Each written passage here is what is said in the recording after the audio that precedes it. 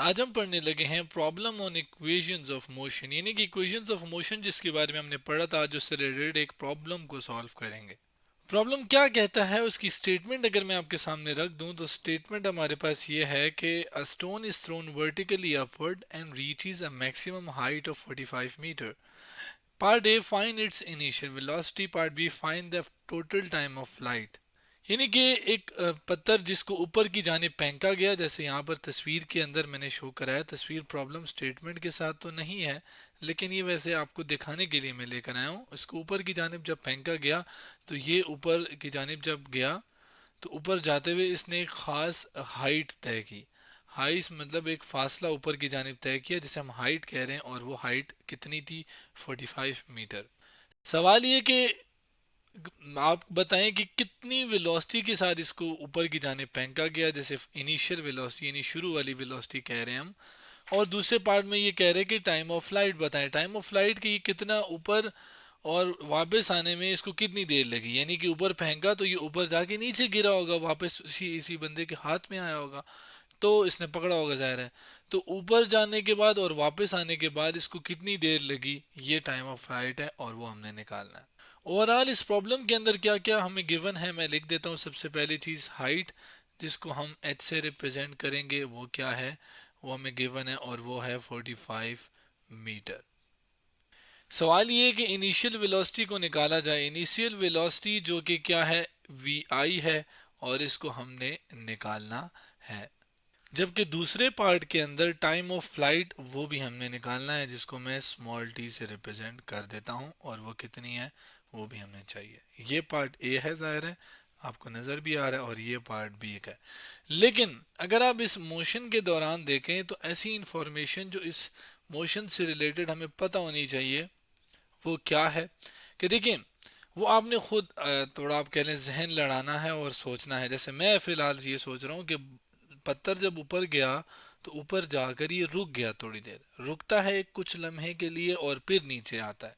तो अगर मैं सिर्फ ऊपर जाने के लिए रास्ते की बात करूं, मतलब इसी डायग्राम को मैं यहाँ पर मिसाल के तौर पे यहाँ से हमने फेंका, यहाँ पर वो पत्थर था, यहाँ से जब ये ऊपर गया और इस यहाँ पर वो पहुँच गया, तो इस दौरान जो ये हाइट अचीव की, हाइट इसने पकड़ी, आप कह लें हाइट इसने दे ली, वो है 45 मीटर।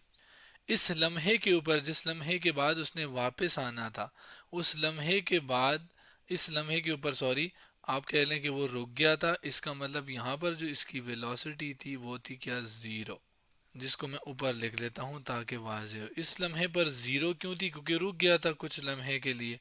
तो इसको मैं कहूँगा कि मिसाल के तौर पे ये हमारे पास फाइनल वेलोसिटी है, यानी कि velocity at the top of motion आप कह लें वो कितनी है, वो है, उसको हम कह रहे हैं वी एफ, और उसको फाइनल वेलोसिटी भी आप कह सकते हैं, और वो कितनी है, 0 मीटर पर सेकेंड। अब ये इंफॉर्मेशन अगर देखें तो इसमें कहीं गिवन नहीं है, लेकिन जो हरकत हुई है उस वो तो हमें पता है, और उससे हमने खुद ही अखज़ किया है, या आप कह लें एक चीज़ निकाली है दिमाग लड़ाकर। इसके अलावा जब ये इस बंदे के हाथ से छूट गया तो ये जब ऊपर की जानिब जा रहा था, यहाँ से यहाँ तक जा रहा था, तो इस दौरान कोई इसके ऊपर फोर्स लगा रहा था? नहीं। हाँ, ज़मीन फोर्स लगा रही थी, जिसकी वजह से ये ऊपर आहिस्ता, ऊपर जाते हुए आहिस्ता हो गया हो गया हो गया और एंड पे रुका, फिर नीचे आया। तो वो जो ज़मीन की लगाई हुई फोर्स है, उस वजह से इसके अंदर एक एक्सेलरेशन पैदा हुई है, और वो एक्सेलरेशन हमारे पास क्या कहलाती है, ग्रेविटेशनल एक्सेलरेशन कहलाती है। और वो हमारे पास इक्वल होती है, या उसके लिए सिंबल हम यूज़ करते हैं जी। और ये ऊपर जाने, वैसे तो उसकी वैल्यू होती है 9.8, तो लेकिन वो चूंकि एक्सेलरेशन ड्यू टू ग्रेविटी, अब ये है कि बॉडी ऊपर जा रही है, तो ऊपर जाते हुए जो उसकी वैल्यू होती है वो हम नेगेटिव लेते हैं, क्योंकि बॉडी स्लो हो रही है, उसकी वेलोसिटी कम हो रही है, ख़ास डायरेक्शन में जो रफ्तार है वो कम हो रही है। तो जब वेलोसिटी चेंज होती है उसे हम एक्सेलरेशन कहते हैं। और वेलोसिटी का भी मैंने देखा कि हाँ बताया कि हर एक ख़ास डायरेक्शन में जो रफ्तार या कितना फासला कितनी देर में तय हुआ है ख़ास डायरेक्शन में, उसे वेलोसिटी कहते हैं। तो ये -9.8 मीटर पर सेकेंड स्क्वायर है, और ये ऊपर जाते हैं के दौरान है। ऊपर से ज़ाहिर जब नीचे आएगी तो वो +9.8 मीटर पर सेकेंड स्क्वायर हो जाएगी।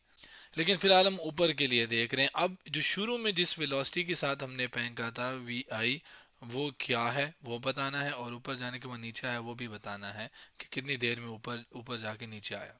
अब ये एक ऐसी इंफॉर्मेशन थी जो कि प्रॉब्लम की बजाय एक जो हरकत हुई है, जो एक मोशन हुई है, उससे मैंने अखज़ की। आपने भी यही करना है कि जो भी एक मोशन या जो भी एक सिनारियो आपके सामने रखा जाए, जो मैक्सिमम चीज़ें आप उससे निकाल सकते हो आप निकालो, और उसके बाद फिर सोल्यूशन की तरफ जाओ। उसके बाद जब आप जाओगे तो आपके लिए बहुत आसानी होगी। मिसाल के तौर पे अभी मैं पहले पार्ट को सॉल्व करने के लिए जाऊंगा और उसके लिए यही चीज़ें मैं सामने रखूंगा, और अब देखिएगा कि मेरे लिए आसानी होगी या नहीं। अब देखें, बज़ाहिरी तौर पे तो मुझे इनिशियल वेलोसिटी कैसे मैं निकालूं। अब याद रखिएगा, जब भी आपके पास इनिशियल वेलोसिटी एक फासला जो तय किया गया हो, जैसे मिसाल के तौर पे इस केस में हाइट है, एक्सेलरेशन जो कि जी है, इसके अलावा फाइनल वेलोसिटी, जब ये सारी चीज़ें आपको गिवन हो तो फ़ौरन आपके जहन में क्लिक करना चाहिए इक्वेशंस ऑफ मोशंस, क्योंकि वही एक चीज़ है जो इन तीन चार चीज़ों के दरमियान रिलेशन देती है। तो इक्वेशंस ऑफ मोशन कितनी थी? तीन है।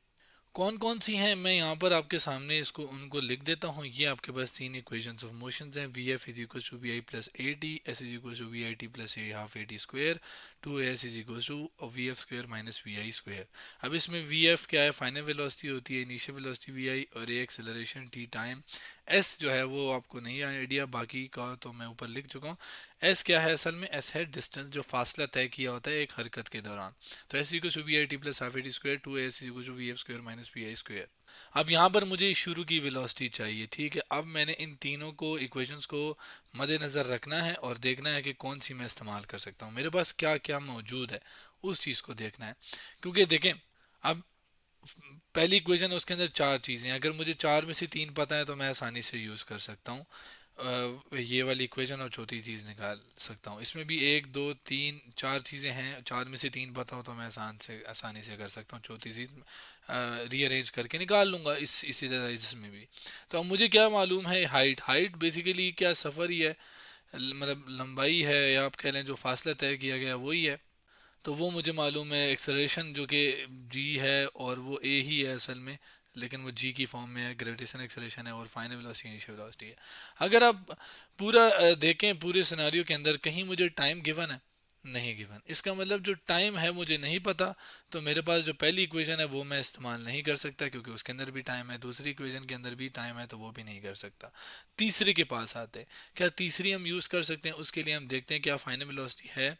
जी बिल्कुल है। इस मोशन के दौरान, हरकत के दौरान शुरू की वेलोसिटी मालूम करनी है। चलो ये तो है, लेकिन ये मालूम करनी है। एक्सेलरेशन है, जी है, हमें हमारे पास हमें पता है ग्रेविटेशन एक्सेलरेशन है। कितना फासला तय किया गया, तो वो जो लंबा हाइट है वो तय की गई, और उसी को फासला कह रहे हैं, और वो भी हमें पता है। तीन चीज़ें पता चल गई ना, चौथी चीज़ निकाल लेते हैं। यहाँ पर मैं तीसरी इक्वेशन लिख देता हूँ। एक्सेलरेशन की वैल्यू क्या है, मैं वैल्यूज़ डालता हूँ और सॉल्व करता हूँ। एक्सेलरेशन की वैल्यू है यहाँ पर -9.8, क्योंकि बॉडी ऊपर जा रही है, और एस यह है फासला, और वो है 45।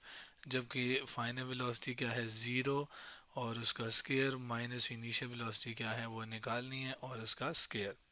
कैलकुलेटर ये रहा। टू को मल्टीप्लाई करते हैं 9.8 के साथ, और आगे फिर मल्टीप्लाई करते हैं 45 के साथ, तो ये आंसर आता है 882। तो यहाँ पर मैं 882 लिखूंगा। ये माइनस बाहर आ जाएगा, क्योंकि माइनस प्लस माइनस, और फिर माइनस प्लस माइनस मल्टीप्लाई जब होता है तो ठीक है। और जबकि ज़ीरो का स्केयर होता है ज़ीरो, और ये हट जाएगा, एक किस्म का माइनस वी आई स्केयर आ जाएगा। तो ये आ गया। अब माइनस और माइनस कैंसिल हो गए, और पीछे आंसर क्या आएगा? V I is equals to V I square is equals to 882। अब चूंकि मुझे वी आई चाहिए तो मैं अंडर रूट ले लेता हूँ। अंडर रूट लेने के लिए सिंपल ये कर लेते हैं, ये अंडर रूट लिया दोनों साइडों पे। अब इसका जब अंडर रूट लेते हैं तो ये आ जाता है वी आई, और आगे दूसरा जो ये वाला है इसका अंडर रूट कैलकुलेटर पे मैं लेता हूँ। ये 82 आ चुका था, इसी का मैं अंडर रूट लेता हूँ, तो आंसर आ गया 26.69, जो कि 29.69 है, सॉरी। और ये 29.7 हो जाएगा, क्योंकि ये 9 है, 5 से बड़ा है, तो ये 6 के साथ एक ऐड होगा, 7 हो जाएगा। तो ये 29.7 मीटर पर सेकेंड। अब इसमें अंडर रूट से जब हम निकालते हैं तो प्लस माइनस दोनों आते हैं। प्लस माइनस दोनों का, प्लस का तो मतलब सीधा ये कि आप ऊपर की जाने फेंक रहे हो, कोई इशू नहीं है। नेगेटिव का मतलब आपकी डायरेक्शन ऑपोजिट है, तो आपके पास यहाँ पर चूंकि हम ऊपर ही फेंक रहे हैं, और ऊपर आपके पास क्या है? पॉजिटिव है, तो हम पॉजिटिव वाली वैल्यू ही लेंगे, नेगेटिव नहीं लेंगे। तो पॉजिटिव के लिए हम नहीं लेंगे, ठीक है। तो ये आपके पास ये वो इनिशियल वेलोसिटी है जो आ गई, यानी इतनी वेलोसिटी के साथ जब आप फेंकेंगे ऊपर की जानिब तो ये इतना फासला तय करेगी और ऊपर जाके रुकेगी, फिर नीचे आएगी, ठीक है। अब अगर हम दूसरे पार्ट पे आए कि कितना फासला ऊपर, कितना टाइम लेगी ऊपर जाने में और वापस आने में, यानी टाइम ऑफ फ्लाइट, तो हम ऊपर जाने वाला पहले कर लेते हैं, फिर नीचे आने वाला भी कर लेंगे। ये बी पार्ट आ गया। इसमें एक एक्स्ट्रा इन्फॉर्मेशन हमें पता चल गई है और वो है इनिशियल वेलोसिटी वाली, और वो हमने आया 29.7 मीटर पर सेकेंड। अब इक्वेशन ऑफ मोशन मैं सामने रखता हूँ, याद रखिएगा यहाँ पर जो टाइम है मैंने ऊपर जाने के लिए निकालना है, क्योंकि जितना ऊपर जाने के लिए लगेगा उतना ही नीचे आने में लगेगा, ठीक है। और याद रखिएगा हवा का कोई अमल दखल नहीं है, कोई हवा वगैरह नहीं है, ठीक है। तो जितना ऊपर टाइम लगेगा जाने में उतना नीचे आ लगेगा, तो हम ऊपर जाने वाले निकाल लेते हैं, उसको 2 से मल्टीप्लाई कर लेते हैं। टाइम जो है वो पहली और दूसरी में है, तीसरी की ज़रूरत नहीं है क्योंकि उसमें टाइम ही नहीं है। तो पहली दूसरी में आप देखते हैं, पहली को देखते हैं, फाइनल वेलोसिटी है जी है, इनिशियल तो हाँ निकाल ली, एक्सेलरेशन है जी वो 9.8 है, ऊपर जाते हुए -9.8 है ज़ाहिर है, और टी निकालना है। तो हम पहली इक्वेशन को यूज़ करेंगे, V F is equals to V I plus A T, और इसमें क्या है ए की वैल्यू और टी सब की वैल्यूज़ डालते हैं। वी एफ की वैल्यू है 0, इनिशियल की वैल्यू है 29.7 प्लस एक्सेलरेशन की वैल्यू है -9.8, जबकि टाइम जो है वो हमने निकालना है। 29.7 उधर जाएगा तो ये -29.7 हो जाएगा, इक्वल्स -9.8 मल्टीप्लाई बाई टी।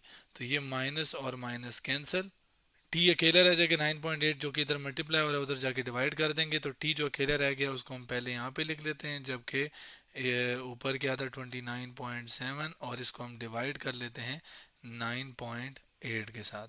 तो देखते हैं क्या आंसर आता है। ये रहा कैलकुलेटर, तो 29.7 को हमने डिवाइड करना है 9.8 से, तो ये आंसर आया हमारे पास 3.03। तो ये जो 3.03 है, यानी इतने सेकेंड्स टाइम लगेगा ऊपर जाने में। लेकिन हमारा time of flight by the way T था, इसको हम टी डैश कर लेते हैं फ़र्क करने के लिए, ठीक है। ये टाइम ऑफ फ्लाइट थोड़ी है, हमने ऊपर टाइम ऑफ फ्लाइट के लिए स्मॉल टी रखा था ना, ये देखें। तो अब स्मॉल टी निकालने के लिए, यानी कि टाइम ऑफ फ्लाइट निकालने के लिए हम क्या करेंगे, 2 मल्टीप्लाई बाय टी डैश कर देंगे, क्योंकि 2 गुना टाइम ऊपर जाने में वापस आने में। तो 2 टी डैश क्या है 3.03, तो ये 3.03 से जब हम इसको मल्टीप्लाई करेंगे तो 2 3 6, 2 0 0, 2 3 6, तो ये 6.60 सेकेंड आ गया। दिखा भी देता हूँ, मल्टीप्लाई बाय 2 करूँगा इसको तो आंसर आ जाएगा 6.606, ठीक है। तो 6.06 सेकेंड आपके पास ये टाइम ऑफ फ्लाइट आ गया, जो कि हमने दूसरे पार्ट में निकालना था। ऊपर जाने में वापस आने में जितनी भी देर लगी 6.06 सेकेंड। तो ये था हमारे पास प्रॉब्लम और इसको हमने सॉल्व किया। तो आज हमने problem on equations of motion के बारे में पढ़ा।